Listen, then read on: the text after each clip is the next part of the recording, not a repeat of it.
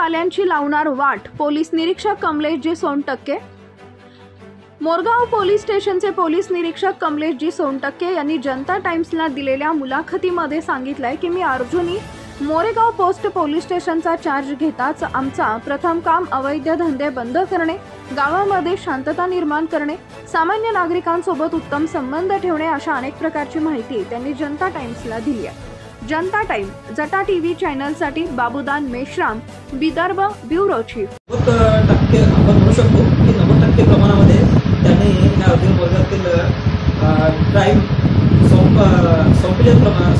संपल्यामध्येच आहे आणि जे काही अवैध धंदे होते इथे अर्जुन मोरगाव तालुक्यामध्ये ते अवैध धंदे जवळपास ते 90 ते 95% म्हणजे आपण 100% म्हणू शकतो की 100% हे त्यांच्यामुळे अवैध धंद्याला एक सर्पविराम लावलं आपण असं सुद्धा म्हणू शकतो। आणि जे अवैध धंदे होते अर्जुन मोरगाव तालुक्यातील हे अवैध धंदे पूर्णपणे उद्ध्वस्त झाल्याचे असे आपल्याला पाहायला मिळत आहे। ह्याच संदर्भात आपण सोनटक्के सरासोबत एक मुलाखत घेत आहोत।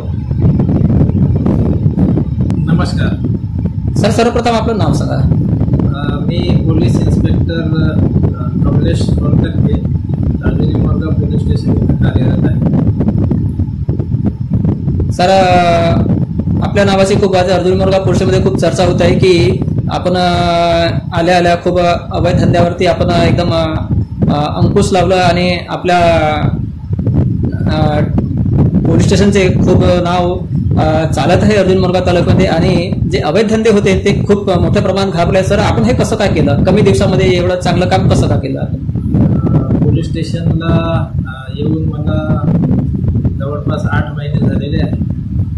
कमी कालावधी नाही, मोठाच कालावधी आहे आणि या कालावधीमध्ये आम्ही महत्त्वाचं म्हणजे आमच्या पोलीस स्टेशन अंतर्गत जामना बार्टी हे 2 गावं जी होती त्या 2 गावांमध्ये मुलाची दारू विक्रीचं मोठं प्रमाण होतं।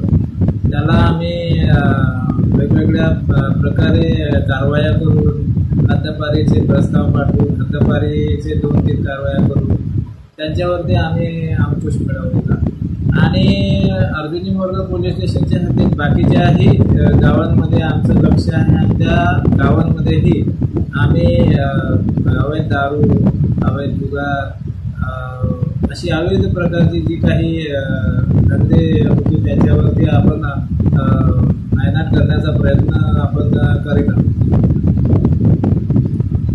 सर, पुन्हा एक प्रश्न विचारत होता की जसं पोलीस विभाग आणि सर्वसाधारण माणसासोबत आपलं म्हणजे जे रिलेशन आहे ते कशा प्रकारे असेल? सर्वसामान्य माणसासोबत तर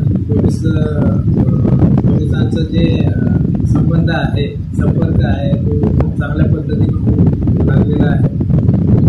बऱ्यापैकी लोक आपल्या म्हणजे गावामध्ये ज्या ठिकाणी आपण भेटीत जातो त्या ठिकाणी लोक स्वतः येऊन आम्हाला काही कंप्लेंट्स, तक्रारी सांगत असतात। याशिवाय पोलीस स्टेशनला आलेला प्रत्येक व्यक्ती ही सुद्धा आपल्याला कंप्लेंट सांगण्यास किंवा तक्रार देण्यास कचरत नाही। ही चांगली गोष्ट या ठिकाणी झाल्याची आम्हाला दिसून येते।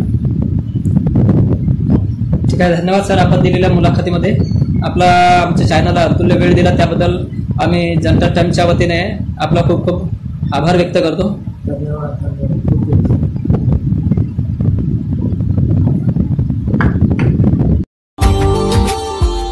Subscribe now and press the bell icon. Never miss an update.